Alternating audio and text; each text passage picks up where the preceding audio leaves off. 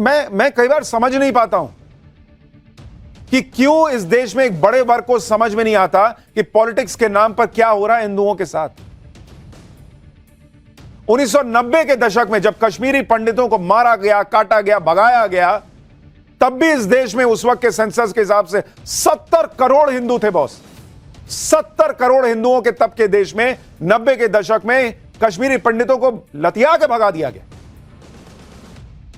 और आज की डेट में 100 करोड़ से ज्यादा हिंदुओं का देश है, लेकिन एक जगह से हिंदू जो है बैग उठा के जा रहा है कि मर ना जाऊं मैं, और किसी को ढेले भर का फर्क नहीं पड़ता, नेताओं के मुंह से आवाज नहीं निकल रही है।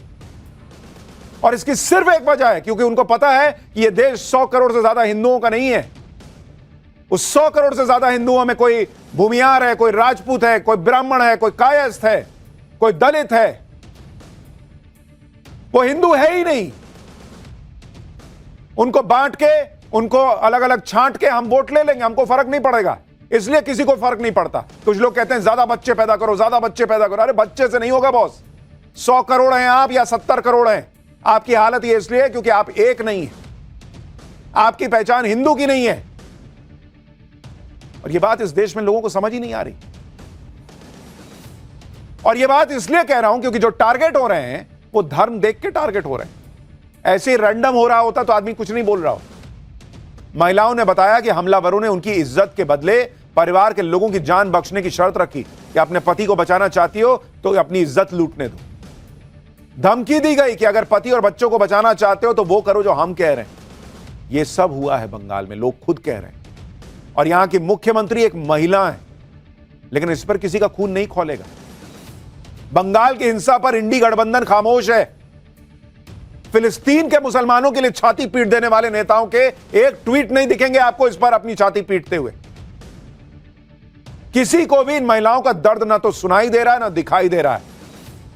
लेकिन हम आपको बंगाल के हिंदुओं के दर्द की हर तस्वीर दिखा रहे हैं। मालदा में किस हालत में पलायन करने वाले हिंदू परिवार रह रहे हैं, जरा ग्राउंड रिपोर्ट देखिए। को बोल रहा है जे कि तुम्हारा इज्जत दो, हम तुम्हारा पति को भिक्षा देंगे, जान भिक्षा देंगे।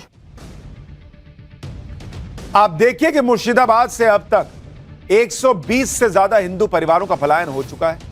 करीब 500 हिंदू हिंसा के बाद पलायन कर चुके हैं कहा जा रहा है। सभी हिंदू मालदा के राहत कैंप में रहने को मजबूर हैं। दावा है कि 200 हिंदुओं के घरों को जलाया गया है। हिंदुओं के घरों पर बम से हमला करने का भी आरोप लग रहा है। गांव के तालाब में जहर मिलाने का भी आरोप लगा है। स्थिति यह है कि मुर्शिदाबाद के लोगों को अब ममता सरकार और पुलिस पर भरोसा ही नहीं रह गया ढेले भर का। लोग राष्ट्रपति शासन लगाने की मांग कर रहे हैं। सोचिए बंगाल का हिंदू कितना डरा हुआ है कि भैया कह रहा है कि राष्ट्रपति शासन लगा दो ताकि हमारी जिंदगी बच जाए।